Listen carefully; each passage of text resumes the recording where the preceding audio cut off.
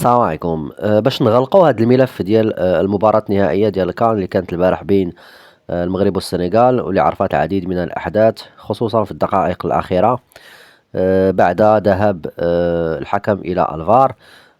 نبغي نقول لكم أنه كل هذه الأحداث من اللحظة ديال ذهاب الحكم إلى الفار كانت مرتبة بين الجامعة الملكية المغربية والاتحاد السنغالي ثم الكاف، والكاميرات وكل شيء يدل على ذلك، باش الانسان ما يبقاش يضغط في راسو ويتعصب ويتنيرفا والمورال ديالو يبقى طايح ويبقى مفقوس. داكشي كله كان مرتب والكاميرات وثقات كل شيء.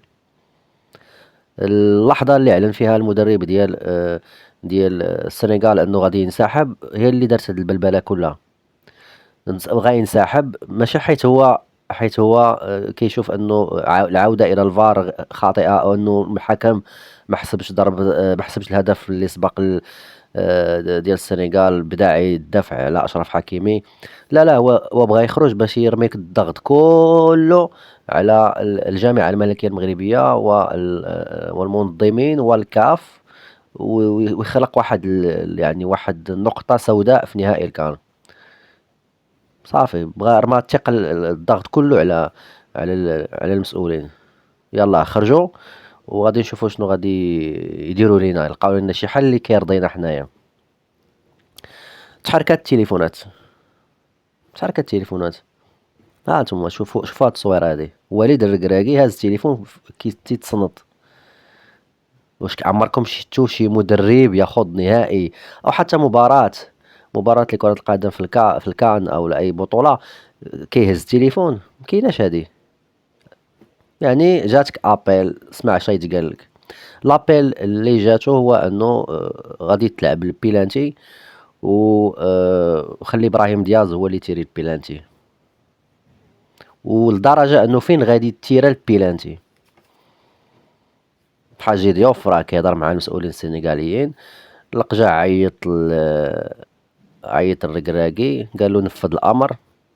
اختاروا شكون اللي غادي يسدد ضربة الجزاء. كان الاختيار على دياز، لانه في النهايه ما غادي فهمتي دياز يضيعها، ماشي كلشي غادي يهاجموا بنفس الحده كون ضيعها مثلا نصيري ولا كان هاز البالون غادي يتيري البيلانتي. نصير راك شفتوها كان غادي بالبالون حط تيري البيلانتي، جا من موراه دياز قال له عطيني نتيري. صافي. واللي كيزيد ياكد الكلام ديالي هو ساديو ماني. هانتوما شوفوا الفيديو. ساديو ماني تكلم مع والد الركراكي قال له دياز غيتيري الكره في الوسط. مشى هو عند الحارس ديال المرمى قال له ما تمشي لا هكا لا هكا، الكره تجيك في الوسط. وذلك ما كان. الكره تنفذت بطريقه غريبه في الوسط، سهله مهله.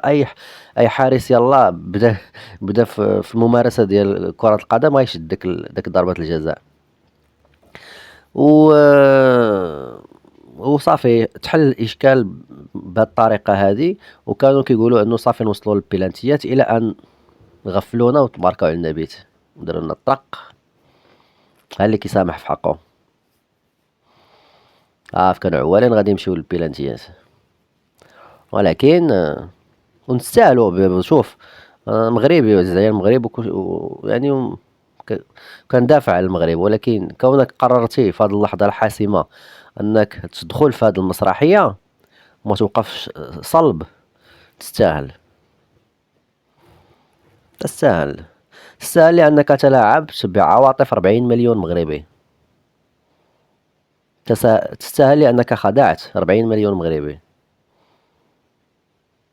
تستاهلوا. صافي. هذه هي أفريقيا. هذه هي أفريقيا.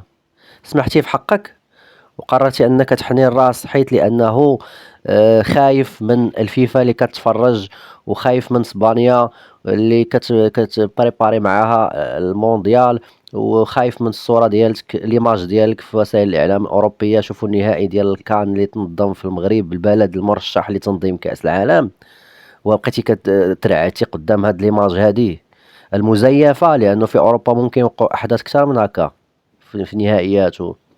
خفتي أو ترددتي، كانت النتيجة أنه تسجل عليك هدف وما عرفتيش ترجع من الماتش وخسرتي الفينال. و وزرفتي معاك 40 مليون مغربي، وأطلقت ألسنة الصحافة ديال الخبث والعار في الوطن العربي كله كتهاجمك وفي إفريقيا.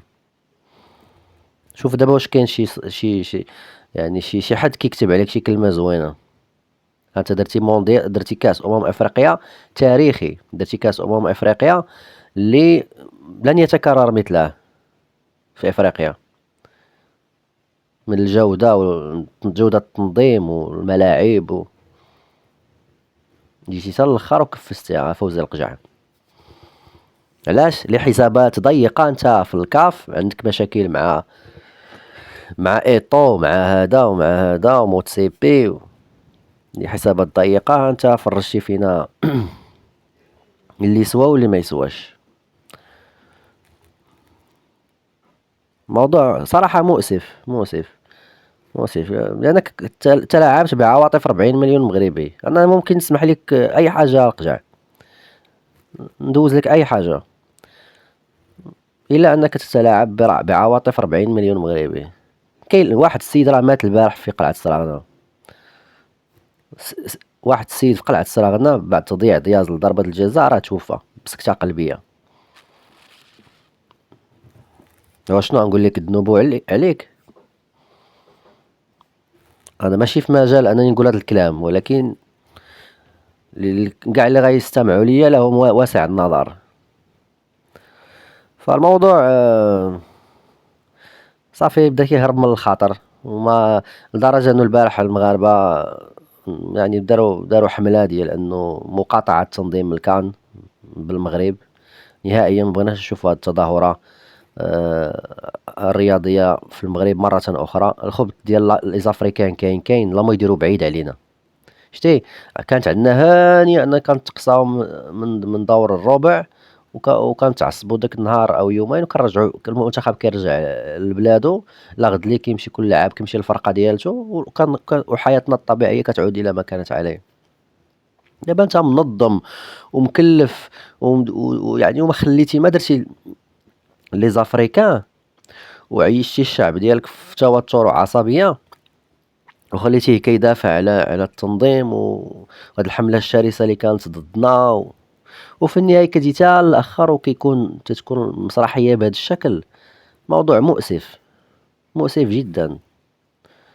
أنا ما البارح قلت للدراري، قلت لهم أنا الكان ما يتعاودش يتنظم في المغرب.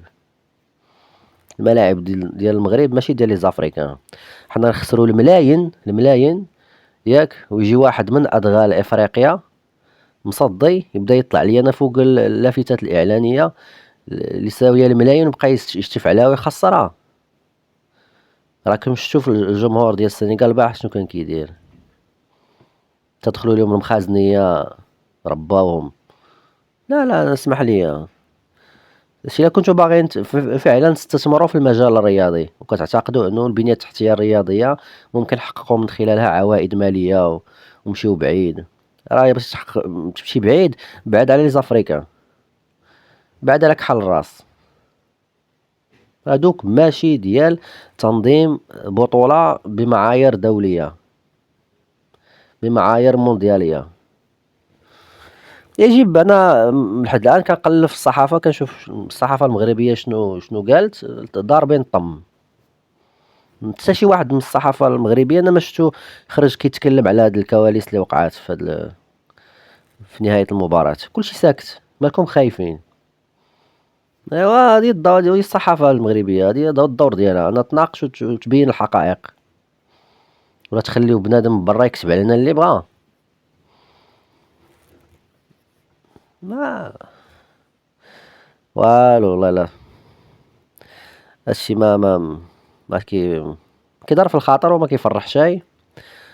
والأستاذ عبد الله العروي والله لا قالها، المغرب جزيرة وسيبقى جزيرة، وهذا واقع خصنا نتعايشوا معاه. ولكن هي دروس نتعلم منها. و وانا فقط كنقول للمغاربة ما صافي كل واحد يرجع لحياته الطبيعية، كل واحد يرجع يعني يشوف مستقبله ويشوف حياته. رجعوا كيف كنتو قبل الكان. الامور ديال هادشي ديال البنية التحتية الرياضية راه خدامين فيه، كانت تنتظرنا تحديات اهم. من بينها كأس العالم، وإن شاء الله حتى كأس العالم للأندية نقدروا نستضيفوه في البلد ديالنا. ولكن لي زافريكان ستوب، من الآن فصاعدا أنت مغربي فقط. ما تقول لي أشقائنا الأفارقة ولا إخوتنا العرب ولا كذا دول مجلس التعاون ولا هادي ولا هادي ولا هادي، أنت مغربي فقط.